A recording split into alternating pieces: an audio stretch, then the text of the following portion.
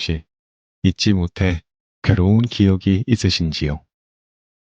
괜찮다고 생각했는데, 시간이 약이라고 생각했는데, 어느 순간 과거의 기억이 당신을 덮쳐오거나 자책, 후회, 우울, 마치 늪처럼 당신을 끌어당기는 그 감정들에서 벗어나지 못하고 있는 경우도 있을 겁니다.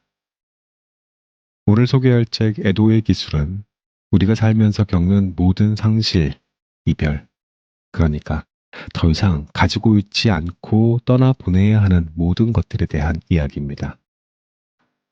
사랑하는 사람의 죽음이나 이별, 또 실패, 꿈의 좌절, 심지어는 어린 시절의 상처까지 우리는 삶 속에서 수많은 상실을 경험합니다. 하지만 우리는 그 상실을 제대로 마주하고 애도하는 법을 배우지는 못했습니다. 그 결과는 참혹합니다. 과거의 그림자에서 벗어나지 못하고 같은 상처를 반복하고 결국 스스로를 괴롭히는 악순환에 빠지게 되거든요. 여기서 잠깐만요. 우리는 애도라는 단어의 뜻을 조금 깊이 살펴봐야 될 것 같아요. 애도가 무슨 뜻이었죠? 우리가 겪은 상실에 대한 자연스러운 감정 처리 과정이라고 할 수 있을 것 같아요. 상실감, 허전함, 후회, 분노 같은 감정들을 억누르거나 회피하지 않고 충분히 마주하고 받아들이는 과정. 이것을 애도라고 불렀습니다. 이 책의 저자 박우란 정신분석가는 이렇게 말합니다. 시간이 모든 것을 자동으로 해결해 주지 않습니다. 하지만 제대로 된 애도는 어떠한 상처에도 새살을 돋게 할 수 있습니다. 라고요. 그럼 지금부터 자작나무, 애도와 치유의 숲길을 같이 걷겠습니다. 오늘도 끝까지 함께 해주십시오.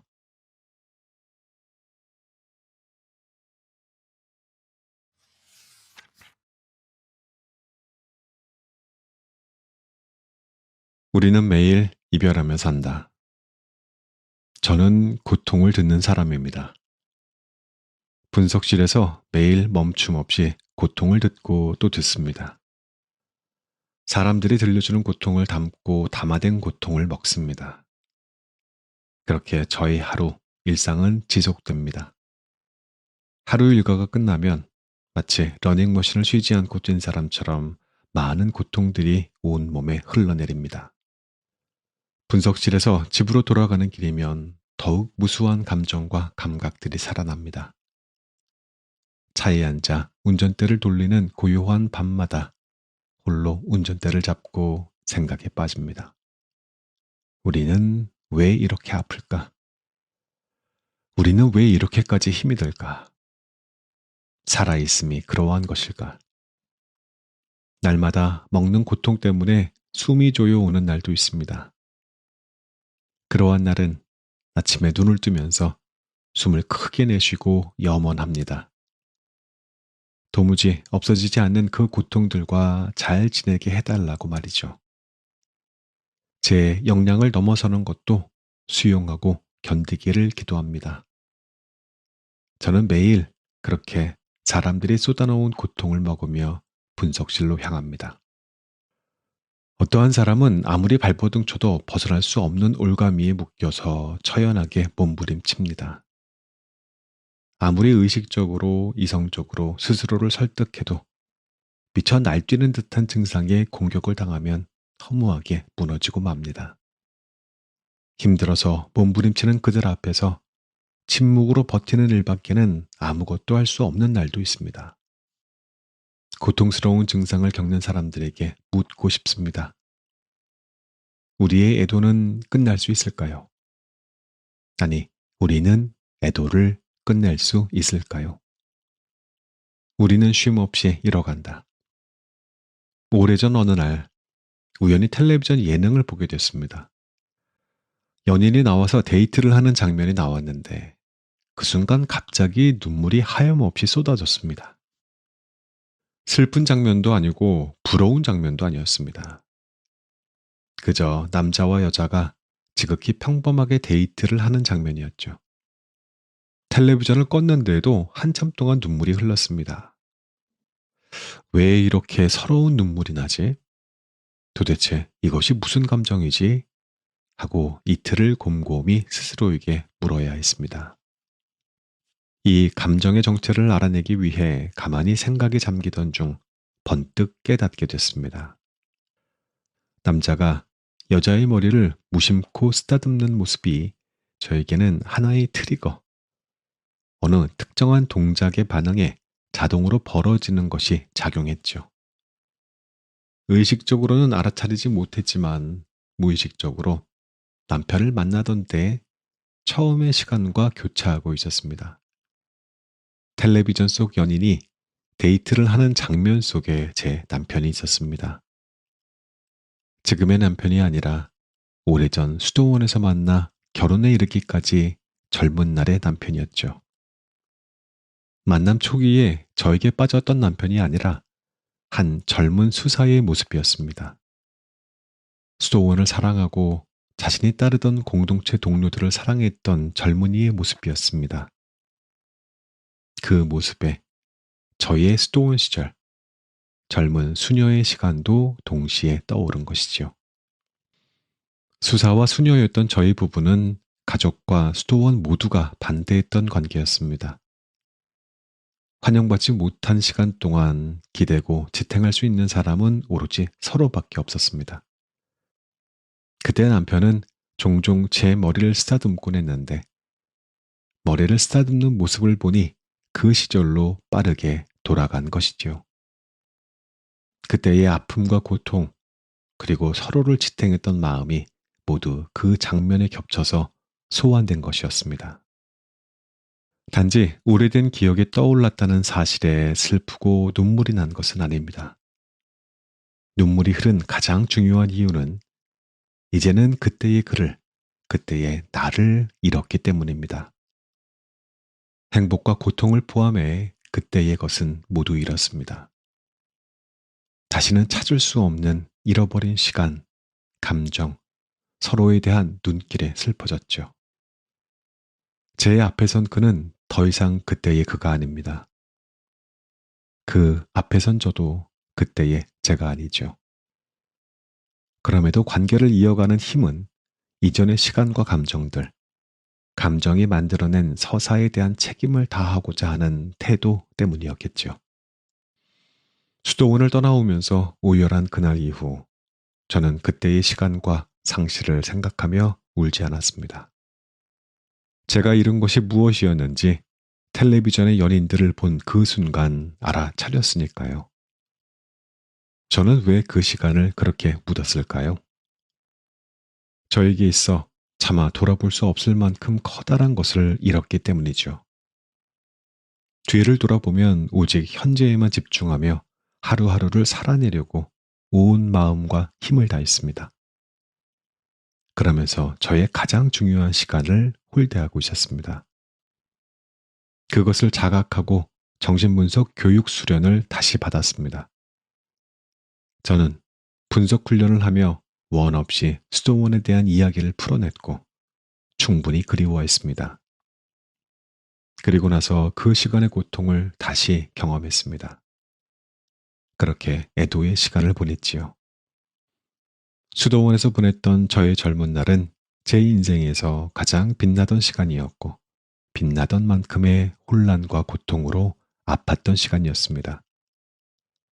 돌아갈 수 없고 돌아가고 싶지도 않기에 반짝거리는 시간으로 다시 세공할 수 있었습니다. 나를 위해 반드시 치러야 할 것. 누락된 감정과 시간, 누락된 기억은 살다 보면 언제든 다시 찾아옵니다. 그것은 하나의 증상으로 소환되기도 하고 알 수 없는 고통으로 나타나기도 합니다. 끊임없이 사랑에 빠져야 하거나 결코 사랑에 빠질 수 없게도 합니다. 우리는 그렇게 날마다 상실합니다. 매일매일 잃어가지요. 무얼 어디다 잃었는지 몰라 두 손이 주머니를 더듬어 길에 나아갑니다. 라는 윤동주의 시 길처럼 무엇을 잃었는지 몰라 우울해집니다. 무엇을 소원하는지 모른 채 증상을 반복하며 살아갑니다. 저는 잃지 않기 위해서가 아니라 더 잘 잃기 위해서, 더 잘 상실하기 위해서 하루하루를 살아가라고 말하고 싶습니다. 많은 분들이 진짜 나를 찾아서 내적 작업을 하고 나를 이해하면 고유한 나를 발견하리라는 환상을 가지고 있습니다. 고유한 내 모습으로 살면 더없이 행복하고 자유로워지리라 하는 생각과 함께 말이죠. 진짜 나를 찾아내는 일이 중요한 것이 아니라 복잡한 자기 이해를 위해 지난한 노력과 힘을 들이는 과정이 중요합니다. 세상에 범람하는 지식에 자신을 끼워 맞춰 나는 그렇구나 하고 넘기지 않고 자신을 붙들고 끝까지 이해하려는 노력과 사투의 과정이 필요합니다. 여기서 말하는 과정은 중간에 멈추는 것이 아니라 끝까지 결과를 향해 가는 여정입니다. 결과를 알 수 없지만 끝까지 가보는 것, 끝까지 붙들고 늘어지는 의지와 실천을 말합니다. 우리는 오직 그 안에서만 경험할 수 있는 무언가를 찾아야 하지요. 애도 역시 마찬가지입니다. 애도는 결국 내면의 깊은 곳을 경험하는 일입니다. 해결되지 않는 슬픔을 끝까지 파고 들어가 그것을 극복하기 위함이죠. 내 안에 나를 소외시키지 않기 위해서, 소외된 누군가를 위해서, 자꾸만 내 안에서 반복되는 증상을 해결하기 위해서 애도는 매일 일어나야 합니다.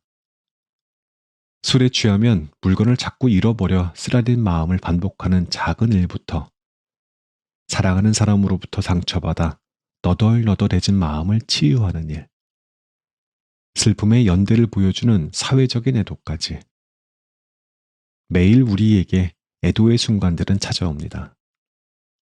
아프다고 그냥 넘길 것이 아니라 진짜 나를 찾아서, 진짜 내가 애도할 것을 찾아서 탐색하는 과정이 필요하죠. 그러다 어느 순간 애도는 우리를 고통으로부터 무디게 만들어줄 것입니다. 그렇기에 날마다 잃고 날마다 애도하라고 말하고 싶습니다. 어쩌면 애도는 우리가 할 수 있는 가장 아름다운 말인 것 같습니다. 이 책을 고통받는 분들께, 가장 아름다운 말이 필요한 분들께 드립니다.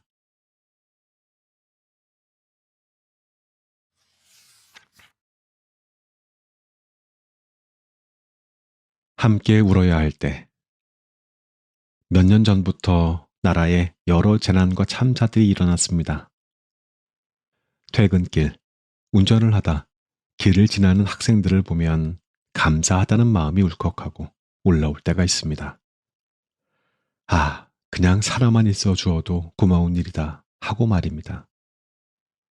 세월호 사태 이후 커다란 참사는 다시는 일어나지 않을 것이라는 누구도 주지 않은 믿음을 또 우리는 가지고 있었던 것 같습니다.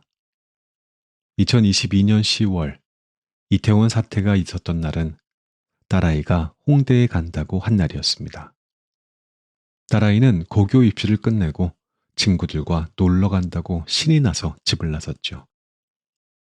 평소 밖으로 돌아다니기보다 집에 있는 것을 더 좋아하는 집순이 아이가 그날은 한껏 멋을 내고 흥에 겨워 나갔습니다. 아이를 보고 이제 다 컸구나 하고 생각하며 흐뭇한 감정을 느낀 아침이기도 했습니다. 그날 밤 속보를 본 순간 비가 싸늘하게 씻고 호흡이 멈추는 듯한 두려움에 압도되었습니다.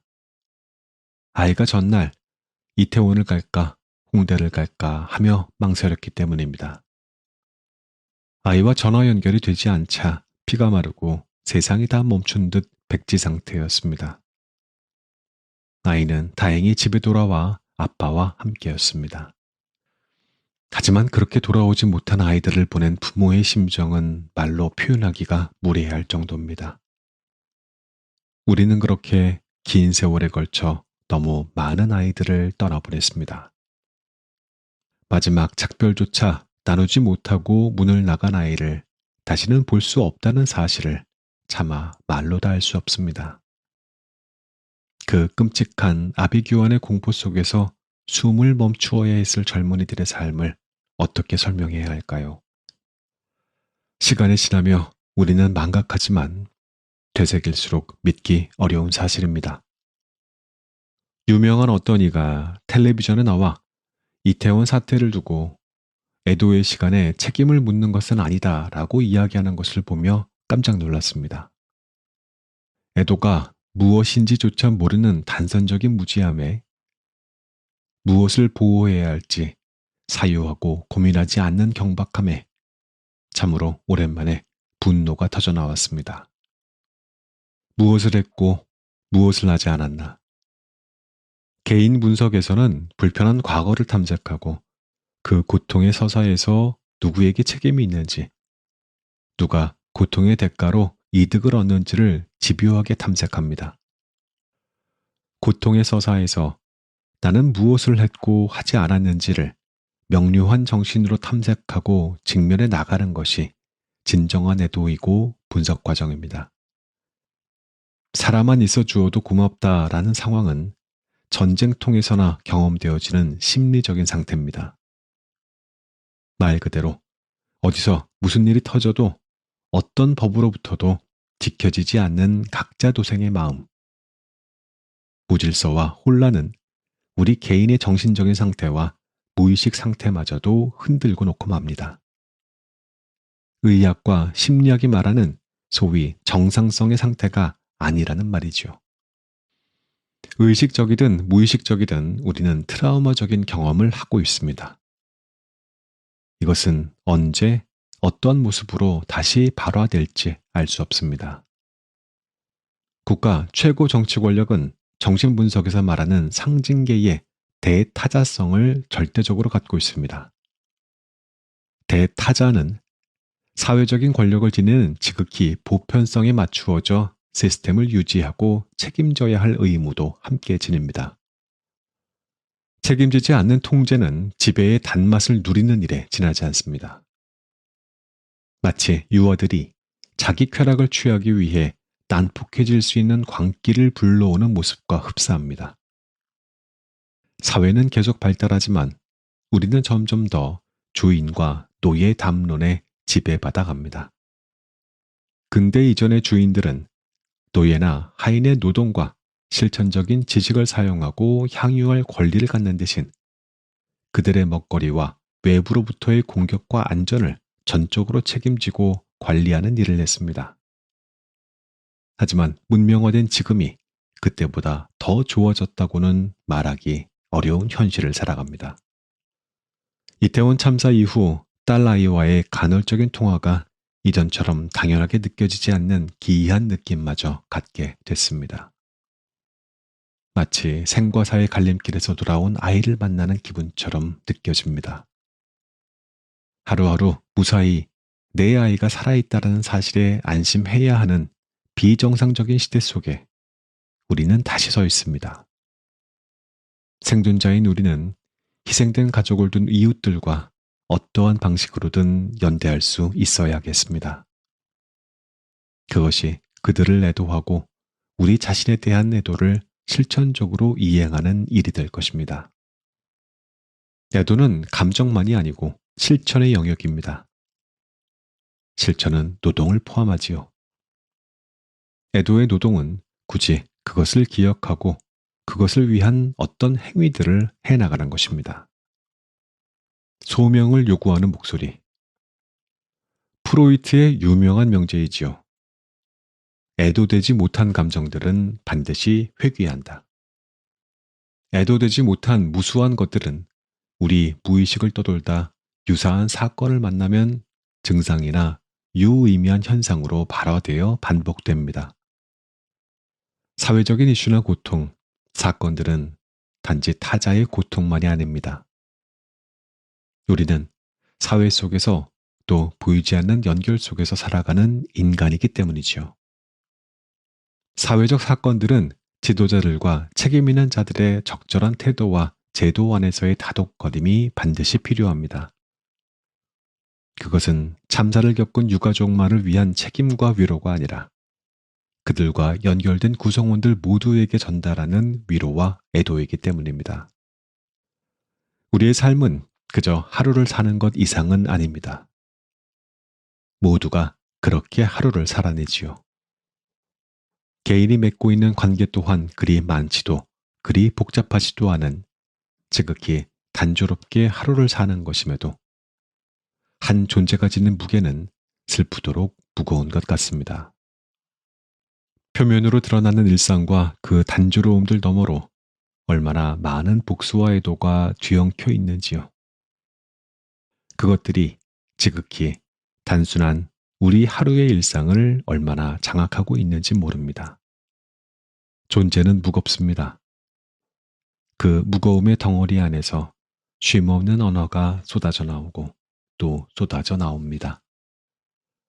그렇기에 무엇보다 책임의 소재와 원인에 대한 소명을 요구하는 목소리를 회피하거나 외면하지 않고 직면하고 요구해야 합니다.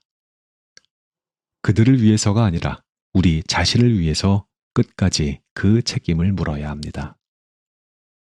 이웃에게 일어날 수 있는 일은 언제든 나에게도 일어날 수 있는 일이라는 연대가 그 어느 때보다 절실한 시대입니다.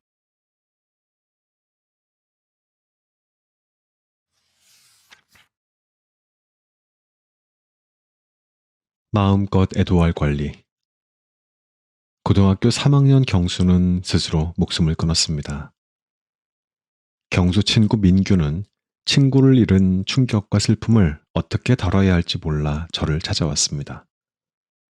민규는 어제까지 함께 투닥거리던 절친한 친구가 갑자기 사라져버렸다는 사실에 믿을 수 없어 했습니다.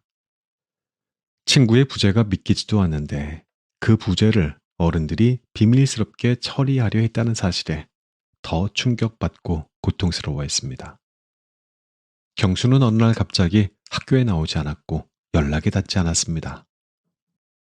선생님들은 경수가 아파서 등교가 어렵다고 말했습니다. 일주일이 될 즈음 주변 친구들 사이에서 경수가 스스로 목숨을 끊었다는 소문이 돌았습니다. 민규는 그 소문에 큰 충격에 휩싸였지만 사실을 알 수 없어 더 혼란스럽기만 했습니다. 학교 담임 선생님은 경수에게 슬픈 일이 일어났고 힘들지만 잘 수습하고 평소처럼 지내는 것이 경수를 위한 것이라고만 다독였습니다. 민규가 알고 지낸 경수는 학교에서 밝은 친구였고 성적을 올리기 위해 공부도 열심히 하던 아이였습니다. 민규는 경수가 성격은 조용조용했지만 친구들과도 잘 어울리는 친구였다고 말했죠.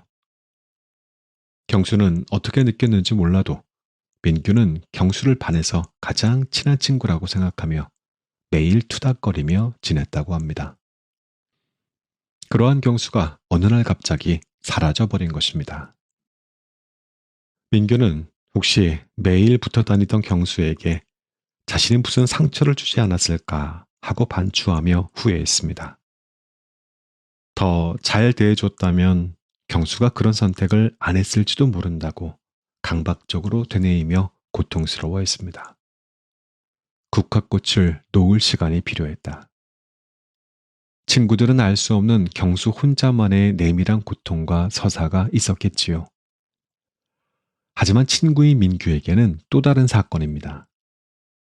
아무리 어른들이 민규에게 그것은 너의 잘못이 아니고 경수의 선택에 어떠한 책임도 없다고 말해도 그것은 무의미합니다. 민규가 겪는 충격과 트라우마적인 상황은 단지 친구의 죽음 때문만이 아니라 죽음과 상실을 애도할 기회를 빼앗긴 데서 오는 혼란과 고통이 더 크기 때문입니다. 누구보다 큰 충격과 고통을 겪는 사람들은 가족일 것입니다. 그럼에도 좀 더 넓은 차원에서 경수의 죽음은 비밀에 붙여져서는 안 되는 일이었습니다. 어른들의 보호라는 명분 하에 이루어진 침묵의 지시는 한 존재가 마법처럼 연기처럼 사라져버린 무서운 일이었으니까요. 경수는 학교에서는 어느 담임 선생님의 학생이었고 또래 친구들 중 한 구성원이었습니다. 그럼에도 그 구성원들은 친구와 제자의 죽음에 제대로 애도할 수 없었고 그 기회조차 갖지 못했습니다. 경수의 부모님들은 경수의 극단적인 선택을 비밀에 붙여달라고 학교에 요청했고 학교는 모든 것을 함구하도록 조치했습니다. 이 고통스러운 비극 앞에서 무언가를 단단히 보호하고자 하는 사람은 어른들인 듯 보입니다. 민규는 친한 친구를 잃었는데 빈소조차 발인조차 볼 수 없었다는 사실이 너무도 억울하고 분했습니다. 도무지 믿을 수도 받아들일 수도 없었습니다. 이것은 어른이 아이들을 위한다는 명분으로 친구의 빈소에 국화꽃 한 송이마저 놓을 수 없는 상황이었습니다. 애도의 기회를 빼앗은 것이지요. 부모의 충격과 요청 앞에서 학교는 그럼에도 경수를 애도하고 추모할 수 있는 장을 만들어 달라고 요청했어야 합니다. 친구들이 경수를 보낼 수 있는 상징적인 절차를 밟을 수 있도록 말이죠.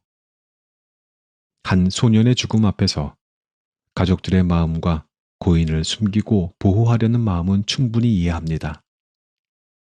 하지만 생각해보면 그 명분 뒤에 숨어있는 한 번 더 무책임하고 잔인한 태도를 보인 것은 아니었는지요. 누구를 위한 보호였을까? 담임 선생님의 말처럼 아무 일 없었다는 듯 잘 지내는 것이 정말 떠난 경수를 위한 일인지 확신할 수 없습니다.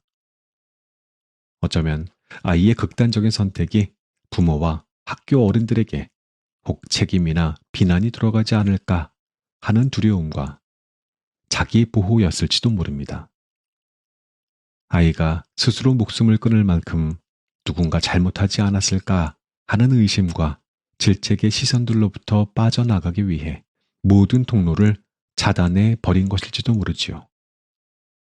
우리에게 뜻하지 않은 충격적인 비극이 일어날 때 우리가 보이는 가장 원초적인 모습은 자기 방어입니다.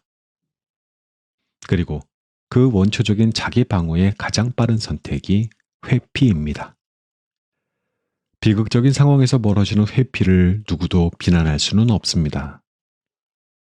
그럼에도 우리는 우리 앞에 벌어진 비극과 사태에 대해 고민하고 고통을 직면해야 할 삶의 과업이 있습니다. 그것이 실존의 책임이기 때문이죠. 극단적인 비극은 문제가 있는 남의 이야기가 아니라 나에게도 언제나 돌발적으로 일어날 수 있는 일이기 때문입니다. 그것은 단지 타자의 비극이 아니기 때문이죠. 비극이 일어날 때 아이들은 심한 충격을 받을 수 있습니다. 그 충격을 충분히 겪도록 함께 버티고 받쳐주는 것이 어른이 할 책임이죠. 부모의 미성년 자녀에 대한 권리가 그 자녀가 속한 집단과 교우 관계마저 지워버리고 무화시켜도 되는 권리는 아닙니다. 학교에서는 집단이 유동치지 않도록 아이들을 진정시키고 억압할 일이 아니라 구성원들이 충분히 죽음에 대해 말하고 슬픔과 상실을 상징적으로 애도할 수 있도록 기회를 만들어 주어야 합니다. 부모의 이름으로 행했던 권한과 조심스러움이 사라져간 존재를 한 번 더 무화시키고 소년과 맺었던 여러 친구들에게는 폭력이 되는 것은 한순간입니다. 고통을 겪는 가족들도 그들과 연결된 주변의 사람들도 누군가를 잃었을 때 잃은 사람을 위로하고 함께 애통해야 합니다. 그래야 그 고통에서 함께 빠져나올 수 있습니다. 우리가 겪는 슬픔과 비극이 상징화할 수 있도록 허용되고 애도할 수 있도록 허용되어야 상처나 트라우마가 아닌 삶의 한 질곡으로 자리매김할 수 있습니다. 제대로 자리매김하고 위치를 잡으면 증상으로 도래하지 않을 수 있습니다. 증상이 아닌 기억과 상처로 우리 안에 자리할 수 있도록 허용되어야 하는 이유입니다. 어떠한 방식이든 누군가를 잃었다면 그 잃은 자를 충분히 애도할 권리는 누구에게나 있습니다. 소리내어 물을 수 있어야 하고 자유롭게 의문을 품을 수 있어야 합니다. 자꾸만 입을 다물라고 한다면 누구를 위한 침묵인지를 생각하지 않을 수 없지요. 누군가에게 비난과 책임이 돌아간다면 그것을 받아들이는 것도 어른들이 감수해야 할 책임입니다. 우리가 사라져간 사람들에게 하지 않은 것이 무엇이었는지, 무엇을 했는지를 살피고 직면하는 것이 슬픔을 이겨내는 가장 건강한 애도입니다. 민규를 비롯한 친구들은 경수의 극단적인 선택보다 어느 날 갑자기 사라진 친구를 애도할 수 없었다는 사실에 더 큰 충격을 받았습니다. 누구의 권한으로 우리의 아이들의 타자의 그러한 권리를 박탈한 것일까요? 부모의 결정과 학교의 협력에서 생을 마감한 소년도 그 소년의 친구들도 철저히 소외되어 있었습니다. 아이가 존재했던 그 여러 관계를 모두 부정하고 무화시키는 일이었습니다. 경수는 그 자리에서 분명하게 존재했음에도 말입니다. 민규는 갑자기 지워진 경수를 놓아줄 수가 없습니다. 아무것도 모른 채 경수를 위해 잘 지내야 한다는 말은 오히려 민규의 가슴을 더 옥죄게 만들 뿐이었습니다. 연대의 애도가 필요한 이유. 상담실에서 민규는 고통스러워했고 두려워했습니다. 갑자기 사라진 친구를 보며 마치 자신도 함께 사라질 것 같은 고통과 불안을 경험했습니다. 그런 민규에게 저는 어른들이 무엇을 하지 않았는지, 무엇을 해야 하는지를 명확하게 이야기했습니다. 또 우리 어른들의 나약함과 미약함에 대해 고백하고 사과했습니다. 친구, 자녀, 지인의 죽음이 아무리 충격적인 방식이었다 하더라도 우리는 그것을 맞닥뜨리고 그 충격과 슬픔을 제대로 경험하고 겪을 수 있어야 합니다. 사실을 알리고 그 결과가 충격과 흔들림이더라도 그것을 충분히 겪어낼 수 있도록 단단히 지탱하며 버티어주는 것이 연대입니다. 우리는 개인이지만 사회 속에서 결코 혼자가 아니기 때문입니다. 어떤 이유에서 어떤 선택을 하고 어떤 일이 일어나도 우리는 그 일을 대면하고 겪어야 할 책임과 권리가 함께 있습니다. 제대로 애도할 수 있을 때 충분히 애도해야 합니다. 슬퍼할 수 있을 때, 충분히 책임지고 겪어낼 때 그 어떠한 비극에도 우리는 다시 설 수 있고 남은 자들은 새롭게 살아갈 수 있습니다. 부재는 사라져 없어짐이 아니라 분명히 존재했다는 선명한 흔적이니까요.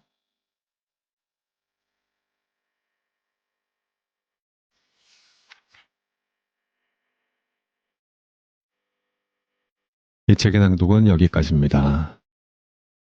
살면서 우리는 무엇인가를 잃고 또 잃습니다.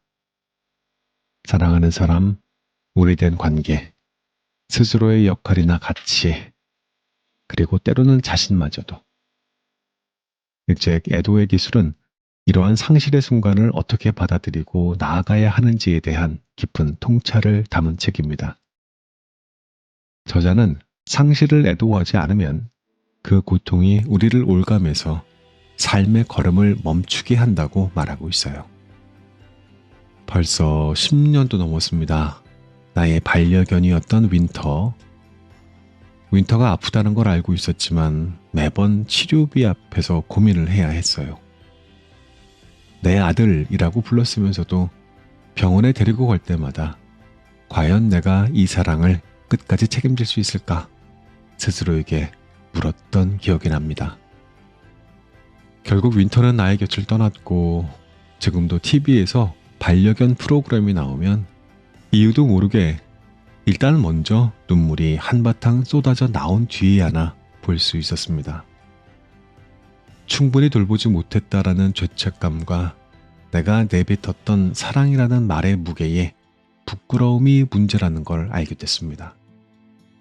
나는 윈터를 진정으로 사랑했다고 말할 자격이 있는 걸까? 그런 문제요. 시간이 지나가면 모든 게 자동으로 해결되지 않는다라는 거 저는 바로 이해했어요. 책은 바로 이러한 질문과 그 상실을 다루는 법을 알려줍니다. 단순히 상처를 잊고 넘어가는 법이 아니라 오히려 고통과 상실을 온전하게 바라보고 충분히 슬퍼하고 후회하고 스스로를 자비롭게 감싸는 과정을 통해서 결국 나 자신을 만나고 사랑하는 방법을 배우는 것이 애도의 진정한 의미라고요.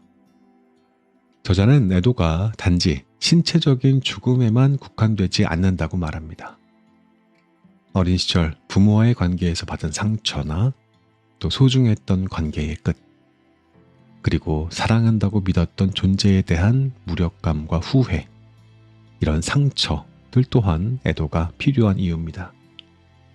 진정한 애도는 상처를 일시적으로 덮는 것이 아니고 그 상처 속에서 나 자신을 이해하고 회복하는 과정이라는 점을 일깨워줍니다. 사랑하는 윈터를 떠나보낸 뒤에 내가 병원비 때문에 고통스러워했다는 것과 그 고통으로 윈터가 아파하고 있다는 것을 모른 척하고 싶어 했던 죄책감을 저는 그 감정을 가만히 들여다봤습니다. 내가 진정으로 해야 할 일은 그 죄책감이 마치 없었던 것처럼 모른 척하지 말아야 한다라는 것과 충분히 부끄러워했고 자책했다는 것을 인정하라는 것. 그리고 사실 병원비 때문에 힘들었던 마음이랑 윈터를 사랑하는 마음은 아무런 관계가 없다는 것도 알게 됐습니다. 상관없는 거구나. 또 누구라도 그럴 수 있겠구나. 그래서 저는 이제 당당하게 말할 수 있게 됐습니다. 나는 나의 반려견이었던 윈터를 사랑했다고. 이 마음이 지금은 조금도 부끄럽지 않다고. 이 책 애도의 기술은 우리에게 진정으로 잃어야 할 것이 무엇인지, 또 진정으로 애도해야 할 것이 무엇인지 묻습니다. 잃어버린 것이 남긴 상처와 함께 살아가는 법, 그리고 나를 더욱 깊이 이해하는 과정에서의 애도를 배워보고 싶다면 이 책의 나머지 내용도 참고해 주시기를 부탁드립니다. 엔딩 음악 들으면서 이만 물러갑니다. 안녕히 계십시오.